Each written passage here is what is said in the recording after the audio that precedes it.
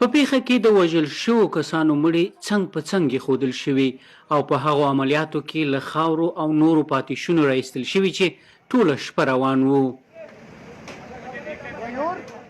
له دوو پرته په الوتکه کې ټول سپاره کسان مړه شوي. ډېر منندوی یو، خوشحاله او بختور یو چې د کورنۍ غړي مو ژوندي پاتې شول. خو په دې پیښه کې ډیرو کسانو ژوند د لاسه ورکړ. کله چې پیلوټ په وروستي ځل اړیکه ونیوله ډیر وخت یې نه درلود.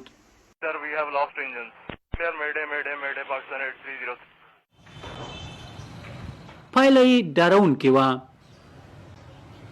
د دې تور لوګي لاندې د کړاو او ویجاړۍ شیبې دي. امبولانسونه اړ شول چې انتظار وکړي او اوږده لیکه جوړه کړي، ځکه د کرونا وایرس له کبله په ځپل شوي روغتیایي سیستم لا د مخه فشار ډیر دی او د قربانیانو د کورنیو غړو ته دا انتظار نه ختمیدونکی بریښي.